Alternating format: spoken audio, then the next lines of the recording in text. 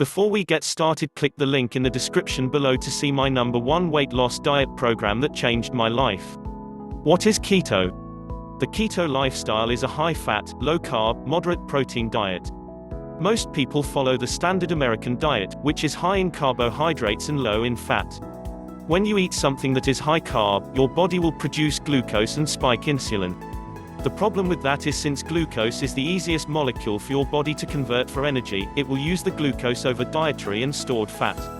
When you limit your intake of carbohydrates to a very low amount, your body will enter into a state of ketosis. Ketosis is a perfectly natural state that your body enters when it thinks it's not getting enough food. People who severely limit their calories or do prolonged fasts will also enter the state of ketosis. This is simply our body's way of not allowing it to starve itself. When you enter the state of ketosis, your body breaks down fats in the liver and converts them to ketones. These ketones are then used for energy instead of glucose. Have you ever eaten a high-carbohydrate meal and had a sudden burst of energy only to crash an hour or so later? Well, one of the benefits of using ketones for fuel instead of glucose is ketones are a slower-burning fuel source. Because your body is utilizing a constant stream of energy from the production of ketones, you don't experience the crashes after eating. Benefits of keto.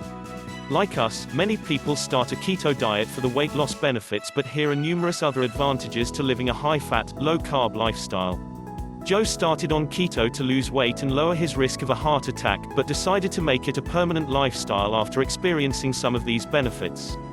Studies have shown some other health benefits of keto include weight loss, increased energy, increased focus, decreased hunger and feeling more satiated, lower blood sugar levels, anti-inflammatory, lower blood pressure, improvements to skin, helps with arthritis, lower risk of cancer, lower triglycerides, helps with diabetes, better cognitive function, helps with epilepsy. Where to start?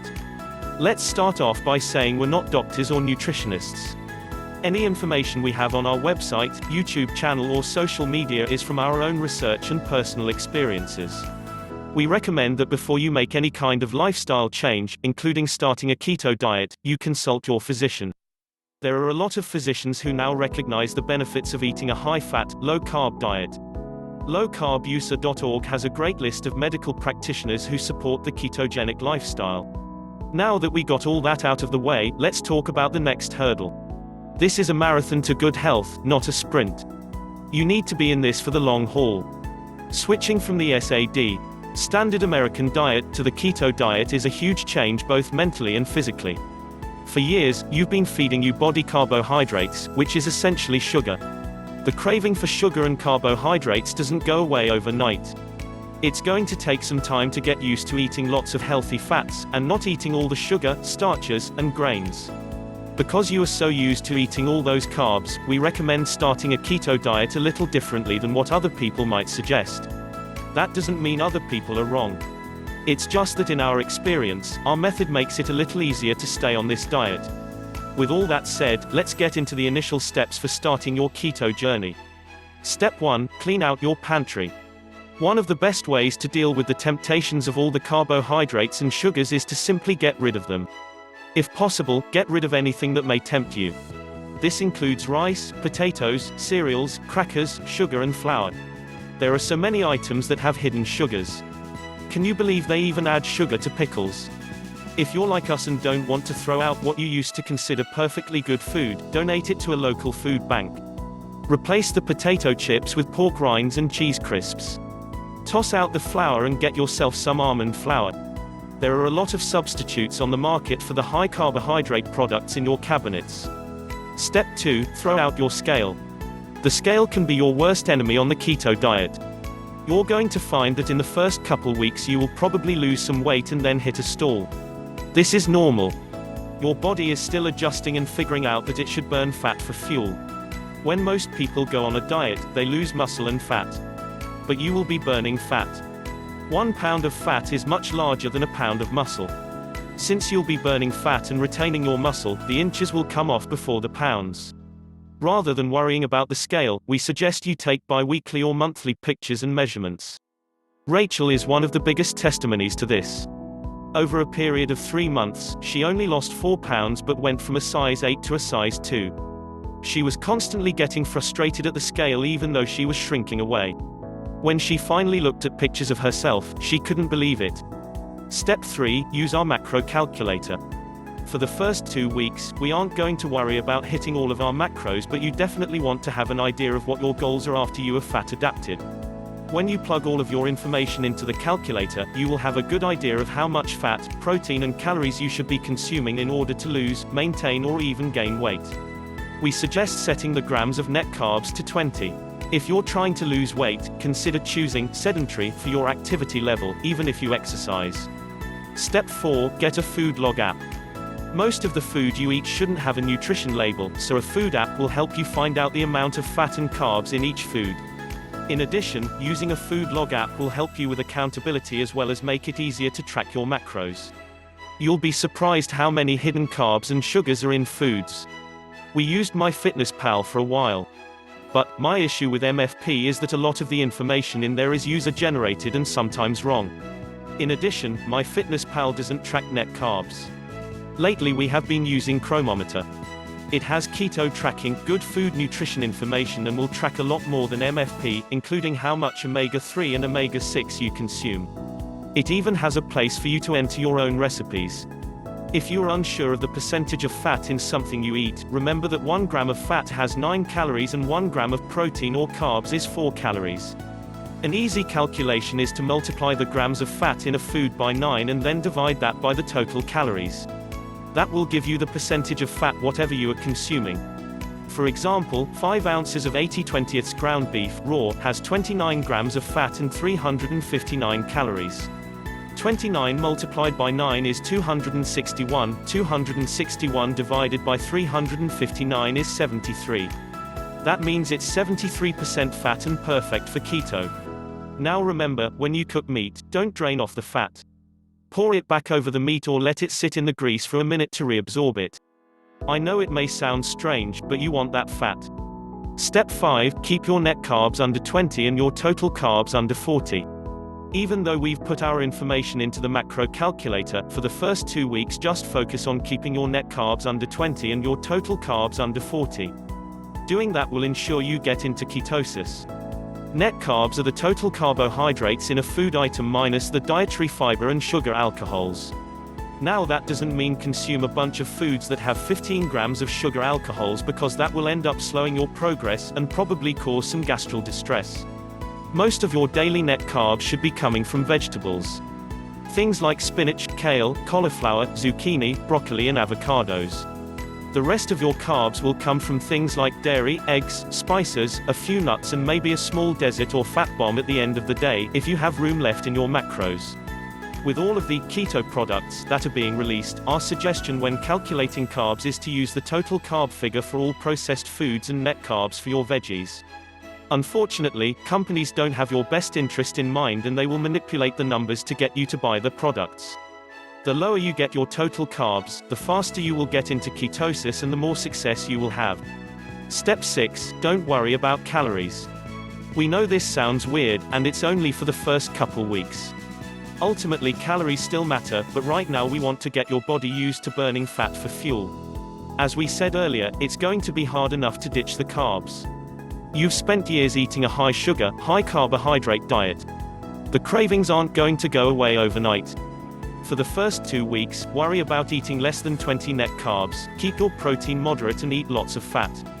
Eat fat until you're full. Our philosophy is that if you can get the carbs out of your system and get into ketosis, it will be easier to adjust your macros after you're more comfortable. You'll find that as you add more fat to your diet, you get fuller faster and don't eat as much. As a result, the calories will work themselves out. Step 7. Keep your protein moderate. Even though for the first 2 weeks we're going to focus mainly on carbs, you still want to try and keep your protein around 20% to 35% of your daily calories. Eating too much protein can result in gluconeogenesis, which is a process where your body creates glucose from the excess protein. Try to keep your protein around 4 to 6 ounces per meal and then add more fat to fill you up. Sticking with the fattier proteins like chicken thighs with skin, 75/25 or 80/20 ground beef, ribeyes and bacon will help. Rachel really struggled with this at first because she really liked chicken breast. The problem with chicken breast is that it's extremely high in protein and very low in fat. One 6 ounces piece of chicken breast has 38 grams of protein and only 4.5 grams of fat. That's 75% protein and 20% fat and probably takes up almost all of your daily protein macro. Another tip is to add an extra egg yolk to your eggs. I know, that's the opposite of everything you've ever been told. Try eating 3 eggs plus 1 extra yolk and a tablespoon of butter. That meal is 76% fat. Add in a couple slices of bacon and you'll maintain the fat ratio and have a great tasting, filling meal. Step 8, eat fat, lots of it. If you're feeling hungry, eat some fat. Not just any fat though, good healthy fat. Things like coconut oil, MCT oil, avocado oil, cod liver oil and butter, preferably grass-fed. You'll be surprised how full you'll get from putting a tablespoon of butter in your coffee. Fat satiates you. So if you feel like you're not full, add some more fat to your meal. When you do eat fat to get yourself by until the next meal, try to avoid fat with protein, things like heavy cream and cheese. Fat won't spike your insulin and it will keep you going until it's time to eat. Step 9, don't quit snacking. If you're a snacker, don't try to give it up right away. This is another place where we differ from other keto people. Our feeling is that if you are used to snacking, your brain is still going to want it, at least when you first get started. Instead of quitting the snacks, switch over to healthy keto snacks like a keto coffee, a hard-boiled egg, a fat bomb, or even pork rinds. You can also snack on nuts. But be careful, the carbs in nuts creep up on you. If you are going to use nuts, we suggest sticking with pili nuts, macadamia nuts or pecans, in that order. Pili nuts have 22 grams of fat in a serving and only 0.2 net carbs. Macadamia nuts are the next best option with 23 grams of fat in a serving and 2 net carbs. Perfect Keto has a great article that goes over 46 healthy keto snacks that won't kick you out of ketosis. You can find that article here. As soon as you can, start eliminating the snacks so that you aren't eating anything in between meals. Remember, you won't be able to lose fat when you are spiking insulin, and every time you eat, you spike insulin. Step 10, avoid the sweets. There are lots of recipes on the internet for incredible keto-friendly sweets. Things like fat bombs, chocolate, cakes and cookies. This suggestion ties in with what we said earlier. You're trying to retrain your brain. If you can, for the first couple weeks, try to get by without keto sweets. This way you won't be continually feeding the sweet tooth you had before. Once you've gotten more into the swing of things, the occasional keto cookie or brownie isn't bad. But in the beginning, it can be a slippery slope. Step 11, drink lots of water. One of the side effects of living a ketogenic lifestyle is that your body reduces the amount of water you store. When you eat carbs, your body stores the glycogen in the liver with water.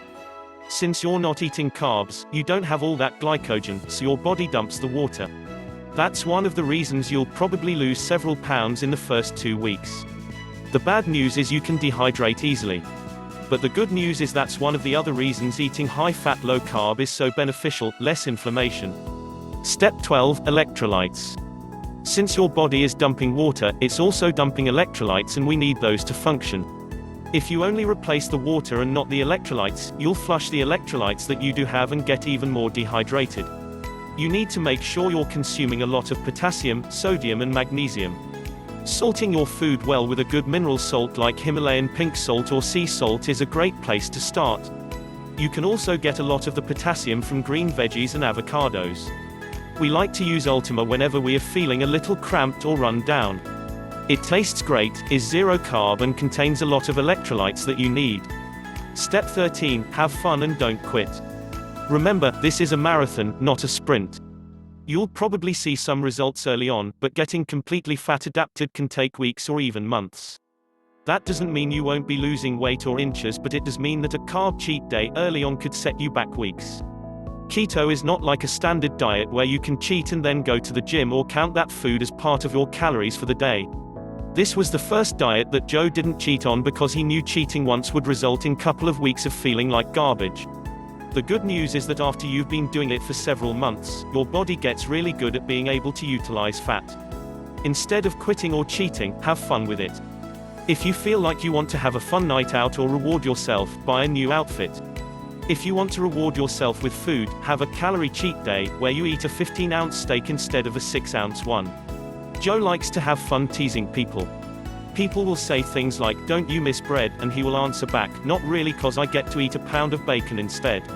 Start coming up with your own zingers to answer people when they make comments. It really leaves them dumbfounded when they ask how you lost so much weight and your answer is, "I eat a stick of butter every day." Final step, fine-tune everything. After the first couple weeks, you should be over the keto flu and settling into your new lifestyle. Now's the time to start trying to hit your macros. You may have already started hitting them without even trying. Like we said, the calories start to adjust themselves as you eat more fat. After you start focusing on your macros, start listening to your body and tweaking things until you feel optimal. We're always playing with our ratios and types of fat to see what makes us feel optimal. The longer you do it, the more in tune with your body you'll feel. Now that we've been living the keto lifestyle for a while, we tweak the types of foods we eat and experiment with new ones like sardines and liver. If you found this video helpful, please subscribe to help support this channel.